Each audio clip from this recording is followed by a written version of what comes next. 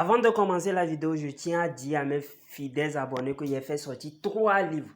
Le premier livre est à 20 000 francs, le deuxième livre est à 50 000 francs et le troisième livre est à 65 000 francs.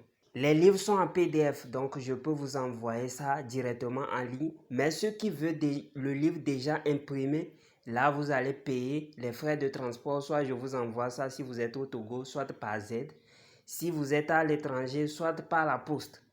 Mon numéro WhatsApp, c'est le +228 97 04 20 50. +228 97 04 20 50. Les livres contiennent des puissants rituels avec de simples ingrédients.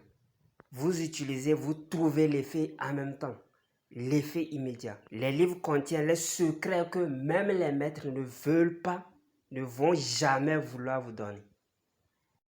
Les vertus spirituelles du sang humain, de votre sang. Je vais parler en général du sang. En fait, beaucoup ne savent pas, mais on utilise beaucoup le sang dans la magie noire. Et ici, on ne pratique pas la magie noire sur cette chaîne, mais il faut quand même que je vous prévienne sur certaines choses, que vous soyez prudents.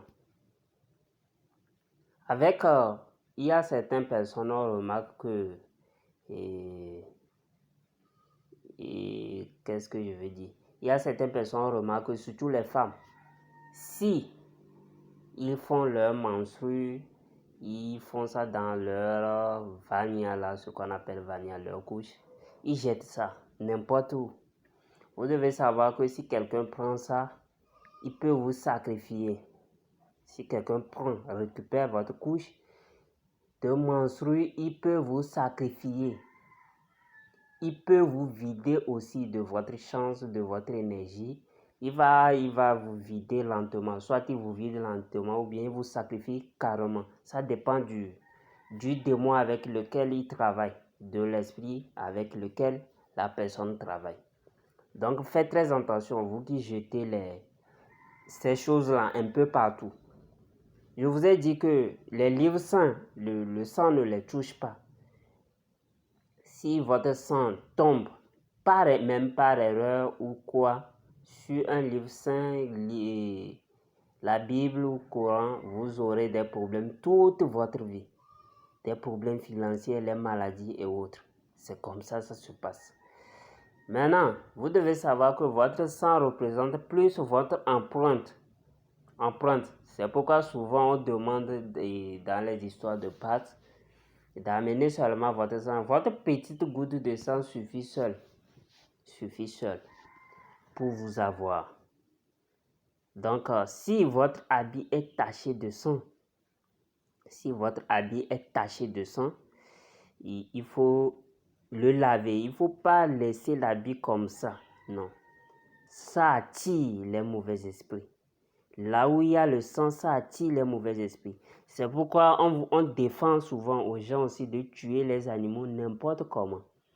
Vous allez remarquer les musulmans, lorsqu'ils veulent tuer un animal, ils font des prières, ils lisent Fatiha et autres. On ne tue pas les animaux. Si tu tues un animal à un endroit bien précis, tu refais le même jour et le jour suivant, après, un esprit, tu es en train d'inviter un esprit indirectement vers cet endroit. Je vous ai raconté l'histoire de ce petit enfant que lui ne savait pas. Il allait à la chasse, s'il attrape les souris là, il vient. Et puis il tue les souris sur une pierre bien précise. Lorsqu'il a 15 ans et autres, là, il a laissé ces petites choses-là d'enfance. Il n'attrape plus les souris. Maintenant, il a commencé par tomber malade. Et voilà, on a fouillé et on a vu que c'est la pierre qui demande le sang. La pierre a dit qu'il aide le petit à trouver encore les souris. C'est pourquoi chaque jour qu'il va à la chasse, il gagne les souris.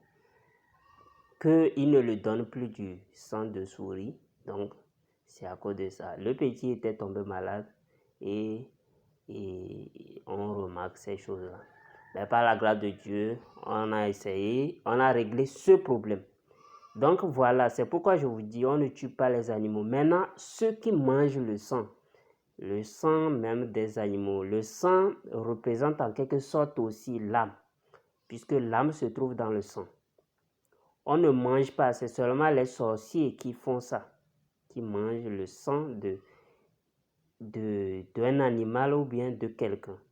Vous devez savoir que si vous êtes un homme spirituel et vous mangez le sang, il y a quelque chose qu'on appelle, je ne sais pas si vous faites ça chez vous aussi. En éveil, on appelle ça voubli. Voubli. On fait le sang, si on tue le mouton ou bien la chair par exemple, on verse le sang dans quelque chose, on fait bien. Bon, c'est doux quand même. Si vous mangez ça, vous aurez des problèmes spirituels. C'est pas bon à un homme spirituel de manger ça. Ce qu'on appelle voubli. On prend le sang, on le prépare d'une manière, voilà. Et puis vous mangez. Si vous mangez ça, vous aurez toujours des problèmes. Maintenant, je vais encore vous dire. Il y a certains, ils s'amusent. On ne s'amuse pas avec le sang. Ils s'amusent, coupent leurs doigts et puis parlent. Maintenant, ils parlent, ils ne savent pas quel esprit ils invoquent.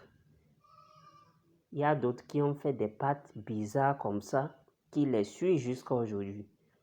Sans oublier les pattes que vous faites entre hommes et femmes, que vous n'allez pas vous quitter. Comme la blague, si vous faites ça, si la femme meurt ou bien vous trompe, vous allez mourir aussi.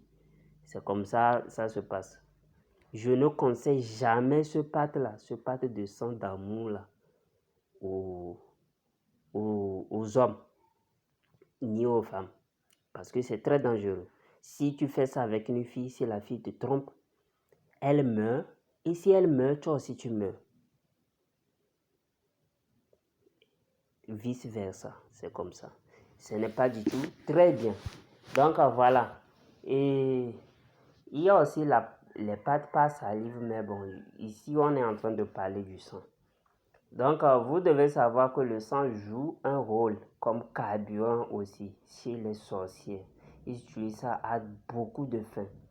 Le sang est le premier, on peut dire la matière première. Et comparé à l'or, parce que c'est l'or qui est cher chez nous ici. C'est l'or qui est cher chez nous. Et vous devez savoir aussi que l'or prend le sang. Pour garder l'or, si vous trouvez un or, l'or c'est un esprit. Beaucoup ne savent pas.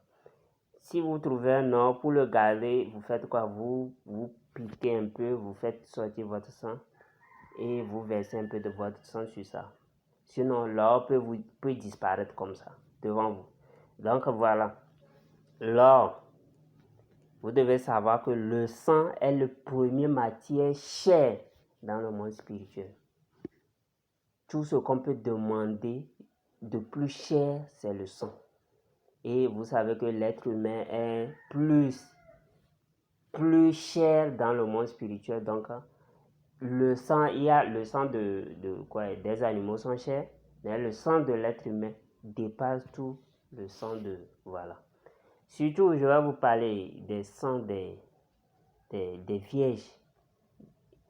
Parmi les êtres humains, il y a le sang des saintes. Le sang des saintes est plus recherché pour faire certains travaux diaboliques. Donc, moi, je vous inviterai à faire très attention.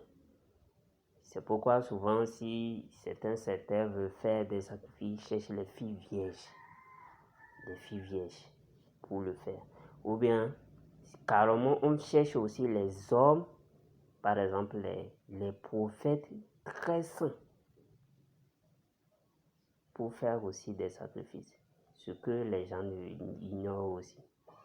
C'est pourquoi il y a certains qui ont tendance à prendre les enfants. Parce que les enfants sont naturellement sains et vierges ou puceaux.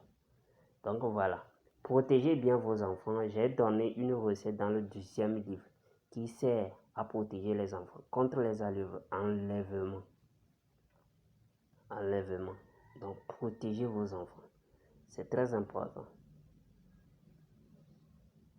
Donc je crois que on va s'arrêter ici pour cette vidéo. Abonnez-vous à ma deuxième chaîne.